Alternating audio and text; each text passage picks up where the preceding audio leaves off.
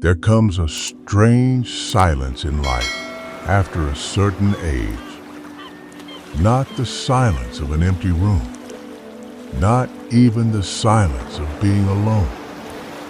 It is something quieter than that. A silence that arrives when you stop performing your pain for other people. When you stop explaining yourself. When you stop waiting for someone to notice that you are healing. Because here is something nobody tells you when you are young. Healing does not always look beautiful. Sometimes it looks like nothing at all. Tonight, I want to sit with you for a while. No music swelling in the background. No promises of transformation. No 5 steps to a better life.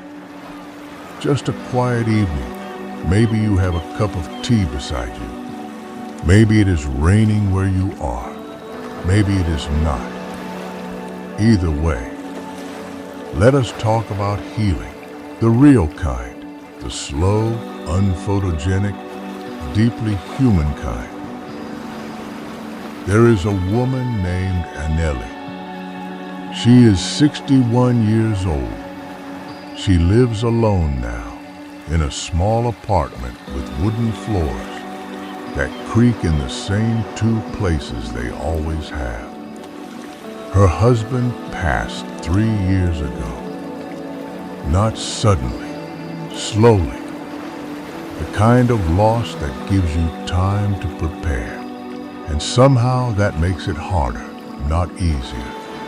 Because you grieve twice. Once while he is still there, and once after. People told her in the beginning that time heals. She nodded politely. She did not believe them. Not because she was bitter, but because grief, when it is real, does not care about platitudes. For the first year, Anneli kept his coffee cup in the cupboard, untouched. Not as a shrine, not dramatically, just untouched. Some mornings she would open the cupboard, see it, and close the door again. She did not cry every time. That surprised her. She had expected healing to feel like crying less. Instead, it felt like learning to live beside an ache that never fully disappeared, but slowly became familiar. Not gone, just quieter. This is something we are rarely told. We grow up believing healing is a straight line, a before and an after, a wound, and then one day, a scar, smooth and finished, something you can show people with a small, proud smile. But real healing is rarely so tidy. Real healing looks like forgetting to set 2 plates at dinner and not being devastated by it. It looks like laughing at something on the television alone and not feeling guilty for laughing. It looks like silence that no longer feels like a wound, but simply silence. There is a kind of grief that is loud, the kind with tears and trembling hands. And there is a kind of grief that is almost invisible, the kind that sits quietly behind your eyes while you make breakfast, the kind that visits you in the grocery store when you walk past a brand of tea he used to drink, and for half a second your chest tightens, and then you keep walking. Nobody around you sees it. You do not perform it. You simply carry it, and continue. Perhaps you know this feeling. Perhaps it is not a husband or a wife. Perhaps it is a friendship that quietly faded without an argument, without an ending. Just slowly, the way a candle burns down without anyone watching it happen. Perhaps it is a child who grew up and grew distant, not out of cruelty, but simply because life pulled them elsewhere. Perhaps it is a version of yourself you used to be, someone more hopeful, more certain, someone who has slowly disappeared over the years without a funeral, without anyone acknowledging the loss. We grieve many things in life. Not all of them have names. Anneli began to notice something in the second year. She still missed him. She still does. But the missing had changed shape. In the beginning, missing him felt like drowning. Now it felt more like weather.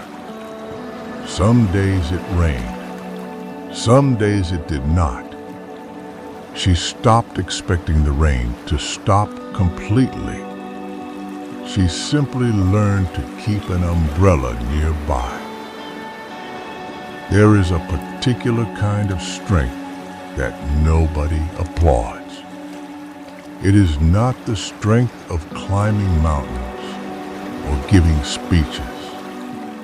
It is the strength of getting up on an ordinary Tuesday, making coffee for one, and choosing quietly, without announcement, to continue. Not because you have healed completely, but because continuing is itself a form of healing. We live in a world that loves before and after stories, total transformation, dramatic breakthroughs, the moment everything changed. But for most of us, healing does not arrive like a sunrise.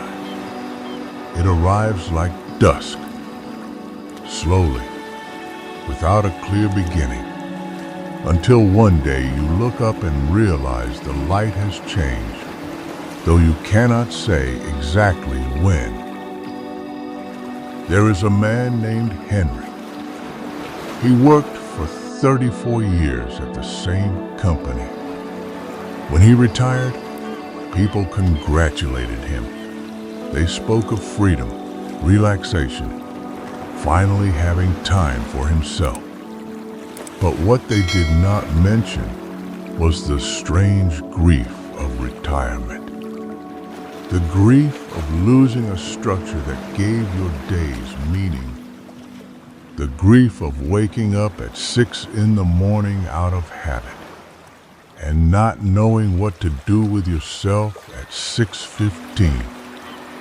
Henrik did not expect to grieve his job, but he did, quietly, in the way you grieve something that gave you identity, even if it never gave you joy.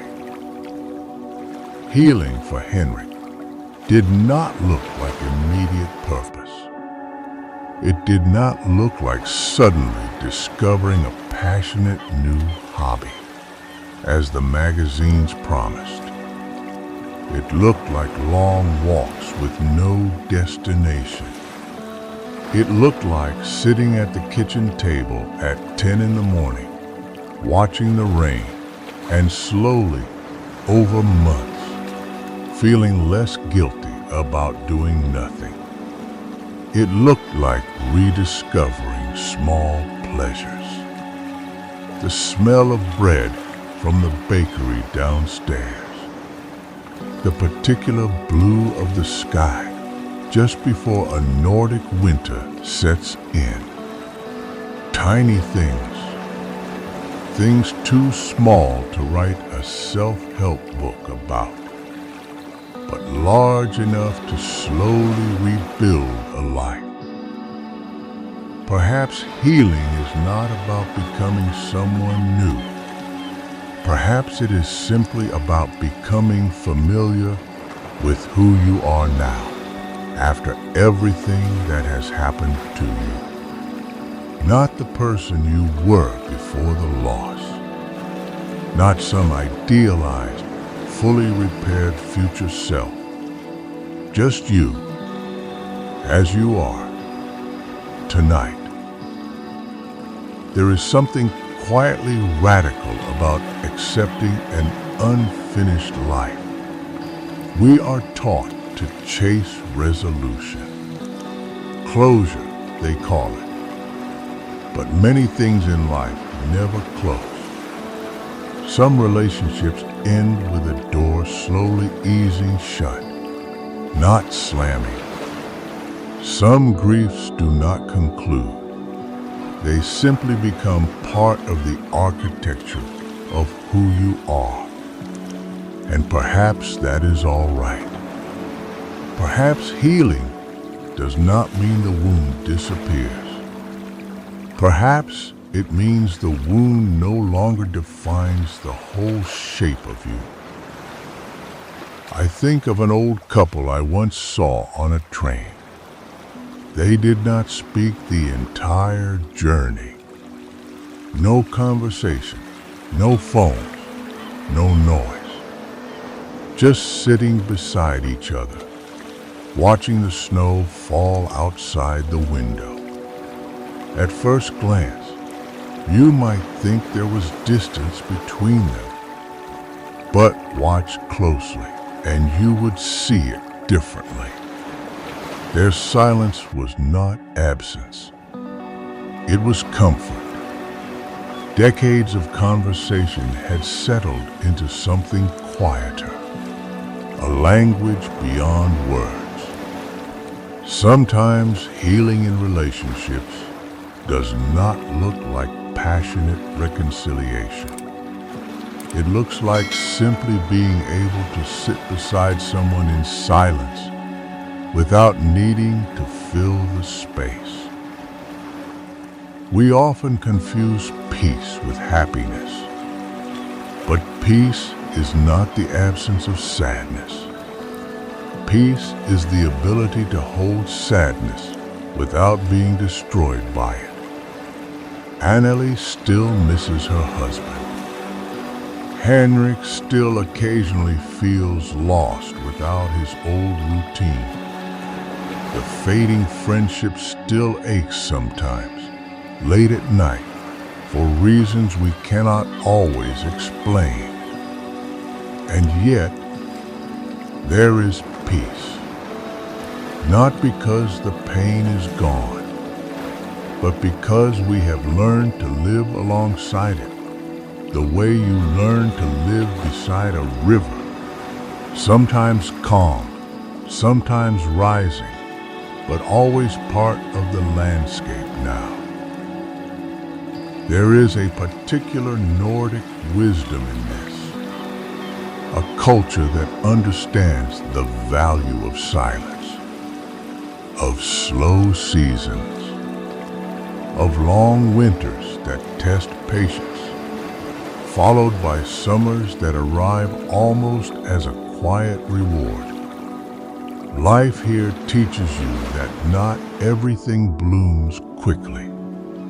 Some things need an entire season underground before anything visible appears. Healing is much the same.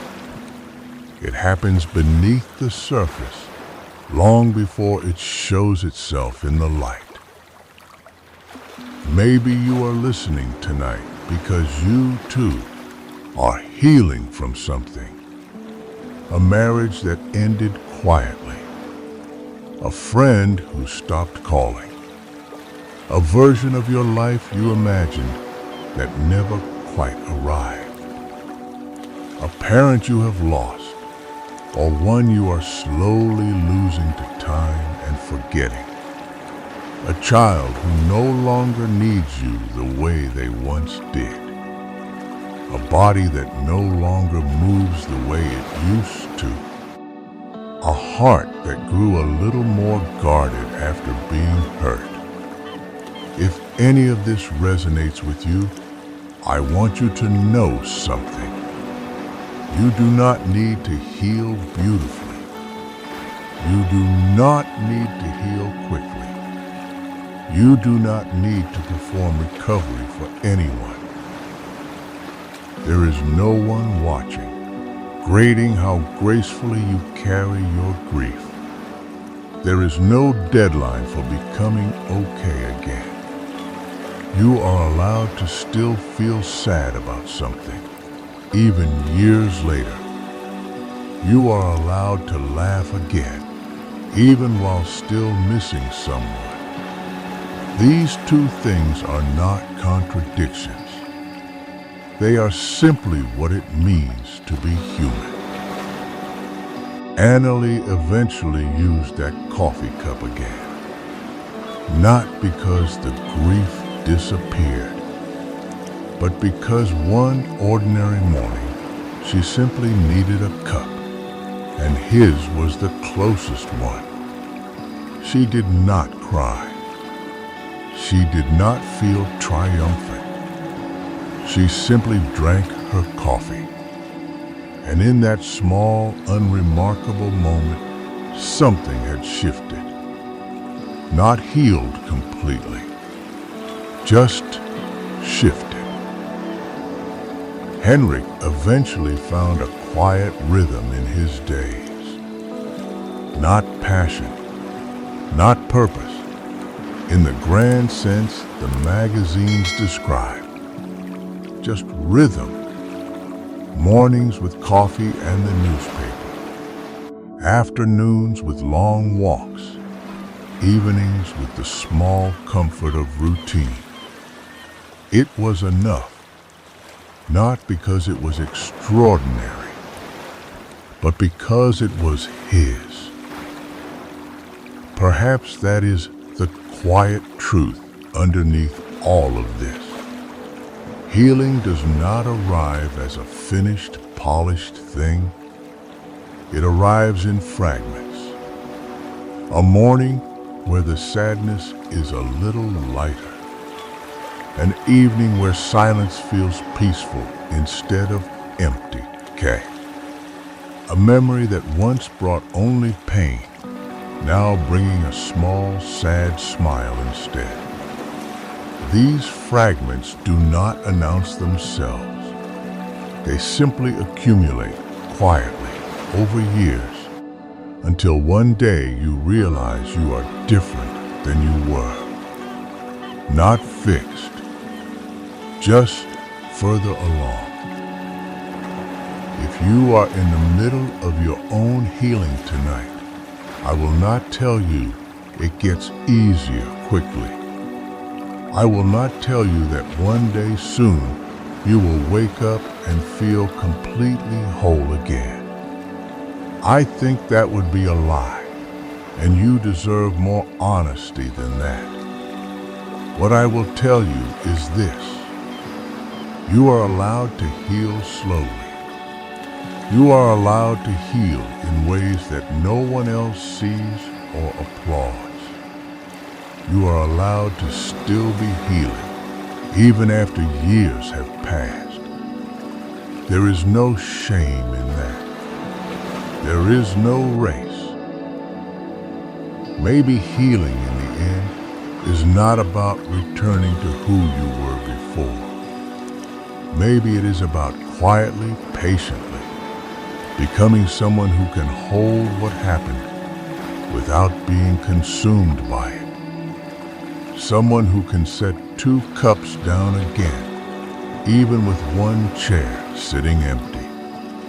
Someone who can watch the snow fall outside a window in comfortable silence, beside whoever or whatever remains. There is a third story I want to tell you tonight. A woman named Marit, who lived 2 streets away from a friend she had known for almost 40 years. They had raised their children together, shared recipes, secrets, long afternoons drinking coffee in each other's kitchens. And then, slowly, without any single moment to point to, they simply stopped. No falling out, no final conversation. Just fewer calls, then no calls. For a long time, Merritt carried a quiet guilt about this. She wondered what she had done wrong. She replayed conversations, searching for the moment she had failed her friend. But eventually, she came to understand something gentler. Some friendships are not built to last an entire lifetime. Some are seasonal. They serve a purpose, hold you through a particular chapter, and then, like certain trees, they simply stop growing in the same direction. This does not make them less meaningful. It only means their purpose has been fulfilled. We are taught, especially in our younger years, to measure relationships by their permanence. If it did not last forever, did it truly matter? But I think this is a misunderstanding of what relationships are for. A friendship that holds you through a difficult decade and then quietly fades has still done something enormous. It held you when you needed holding. That is enough. It does not need to last forever to have mattered deeply. There is a strange kind of grief reserved for these fading connections. Not the sharp grief of death, not the public grief of divorce, but a quieter, almost invisible grief. The grief of realizing someone who once knew everything about you now knows almost nothing about your daily life.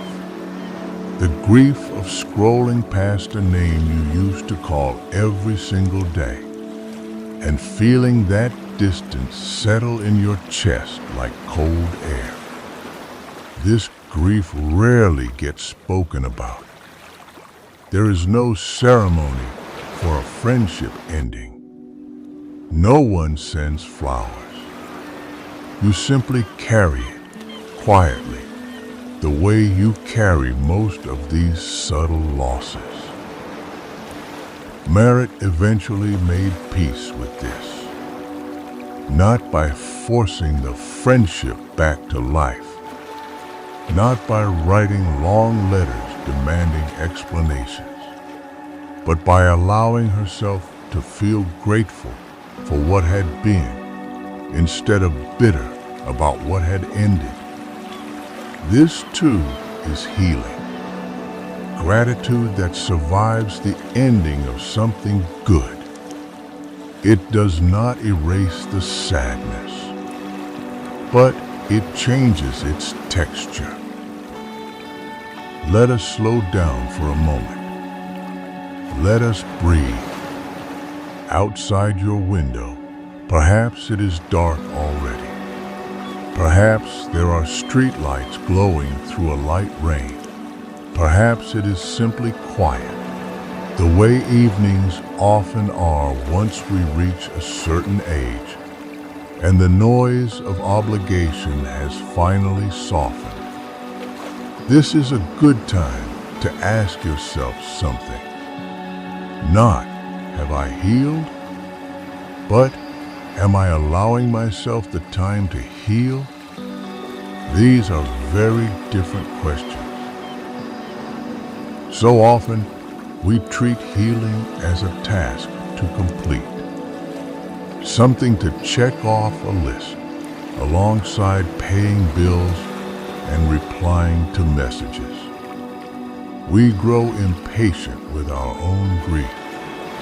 We tell ourselves, it has been a year, it has been 3 years. Why do I still feel this? But grief does not follow a calendar.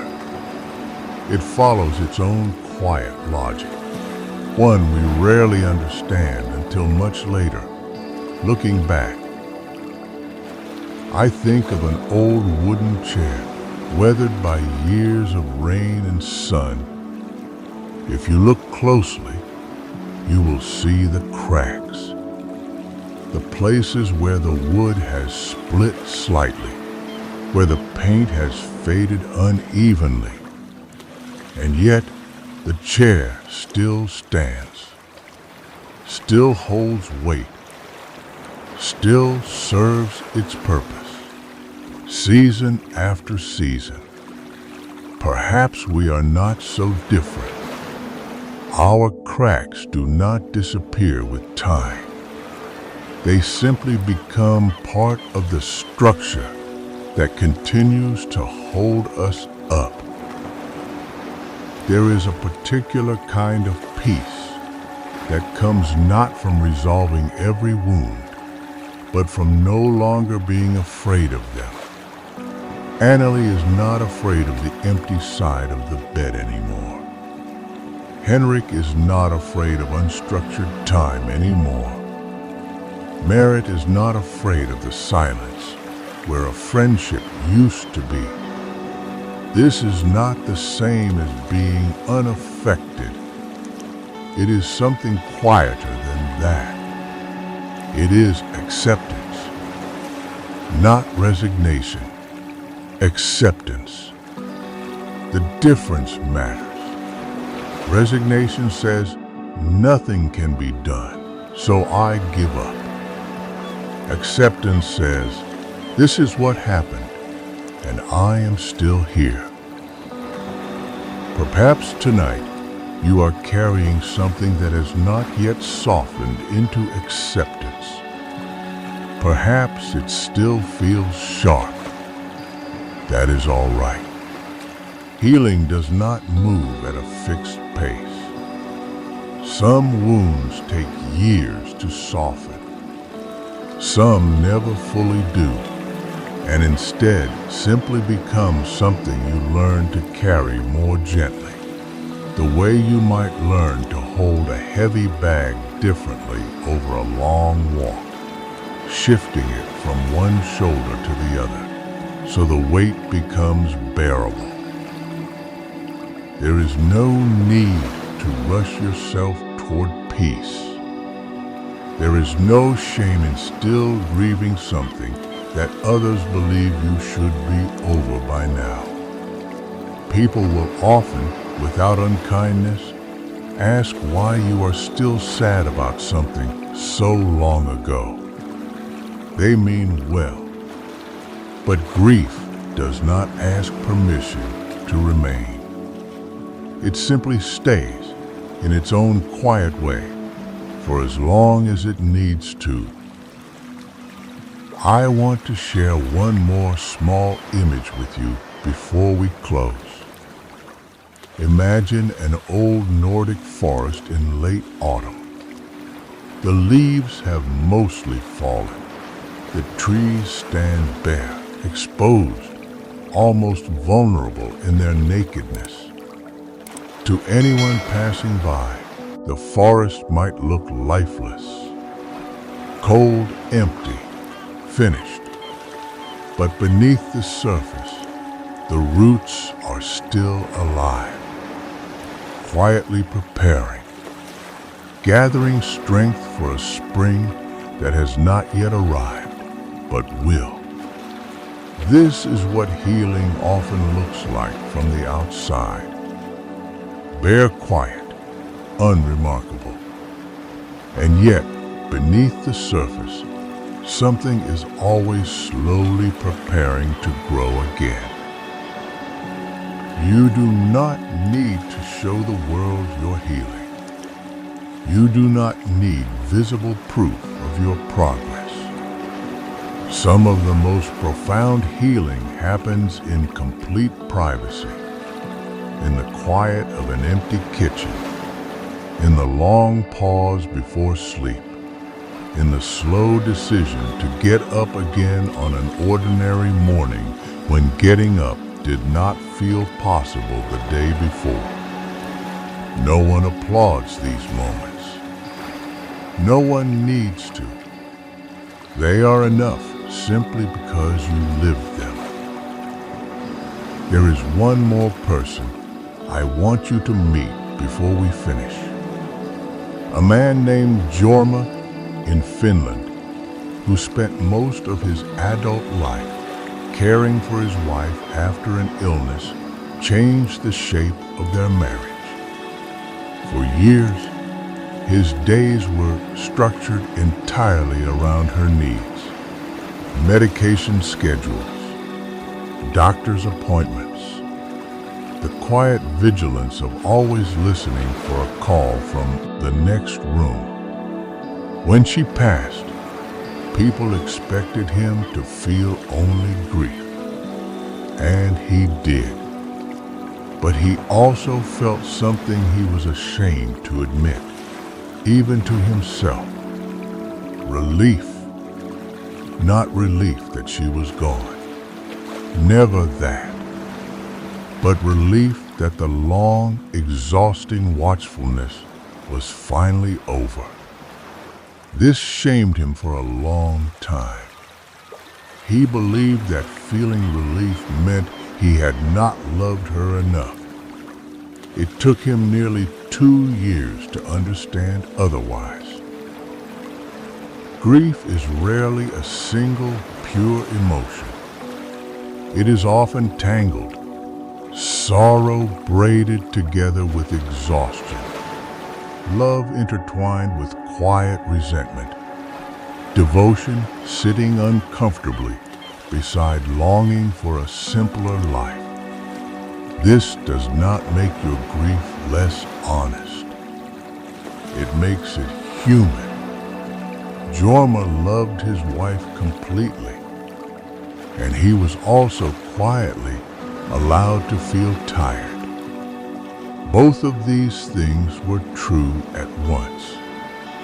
Healing for Jorma meant learning to hold these contradictions without judging himself for either one.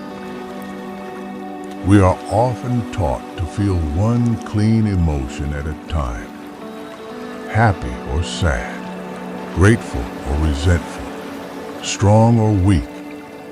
But real emotional life rarely works this way. You can miss someone and also feel a strange new lightness in their absence. You can be grateful for a marriage and also grieve the version of yourself that existed before it. You can love your children deeply and also mourn the years you gave up for them.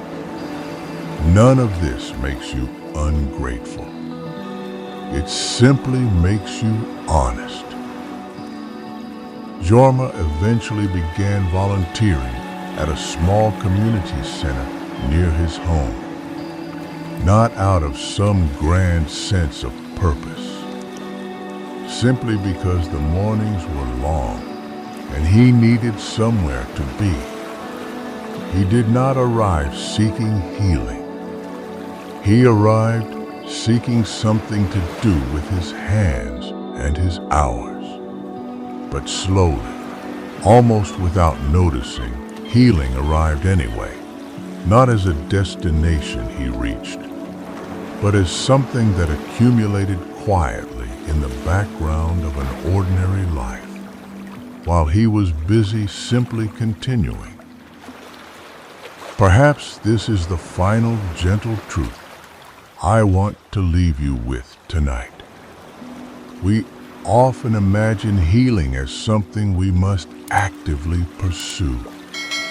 A project, a journey with a map and a destination. But for many people, for Aunt Nellie, for Henrik, for Marit, for Jorma, Healing was not something they chased. It was something that happened quietly, almost without their permission, while they were simply busy living, while they made coffee, while they walked, while they sat in silence beside someone they loved, while they showed up to a community center on an ordinary Tuesday morning. Healing rarely announces itself. It simply accumulates, season after season, in the small, unremarkable choices to continue. If you take only one thing from this evening, let it be this. You do not need to force your healing into a shape that looks impressive to others.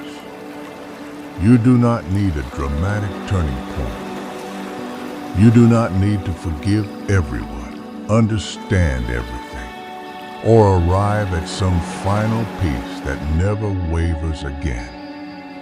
You are allowed an ordinary healing, a quiet one that looks from the outside like nothing much happening at all, while inside slowly something is mending. Outside, the night continues. Perhaps there is still rain against your window. Perhaps the lamp beside you is the only light left on in your home. Perhaps somewhere nearby, someone is sleeping, unaware of the quiet work your heart has been doing all these months, all these years. That is all right. This work was never meant to be witnessed. It was only ever meant to be lived. Sometimes late at night, I think about all the quiet healing happening right now. In homes we will never visit, in lives we will never know. Somewhere, a widow is learning to cook for one, and slowly stops feeling strange about it. Somewhere, a retired man is sitting by a window, watching the season change, no longer panicking about the empty hours ahead. Somewhere, two old friends who have not spoken in years are thinking of each other in a quiet, fond way, without bitterness. Somewhere, someone is setting down a burden they have carried for a long time, not because it suddenly became light, but because they finally allowed themselves to put it down, even for a moment. None of this will make the news. None of this will be celebrated anywhere but in the quiet rooms where it happens. But it matters. It matters more than almost anything else in a life. This slow, unglamorous work of continuing, of softening, of learning to live alongside what cannot be undone. If no one has told you this lately, let me say it now. You are doing better than you think. Not because every day feels easy. Not because the ache is gone, but because you are still here, still making coffee in the morning, still walking through your days, still capable of noticing the rain, the light, the small, ordinary beauty that persists even in difficult seasons. That is not nothing. That is, in its own quiet way, everything.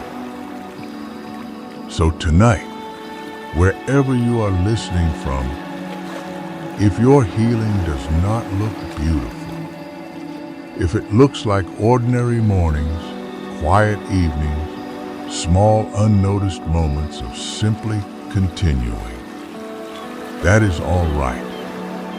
That is, perhaps, what healing has always looked like. Not a sunrise, just dusk, slowly settling into something softer. And somewhere in that soft, unremarkable quiet, you are healing, even if no one else can see it, even if you cannot always see it yourself. Thank you for spending this quiet time with me tonight. Wherever you are, whatever you are carrying, I hope you sleep a little easier. Good night. If this quiet moment resonated with you, you are always welcome here. This channel was created for slow reflections, honest emotions, and the thoughts many people carry silently through life. If you'd like more stories like this, you can gently subscribe and return whenever you need a peaceful place to think, feel, or simply listen. Thank you for spending this moment here tonight. Take care of yourself and rest well.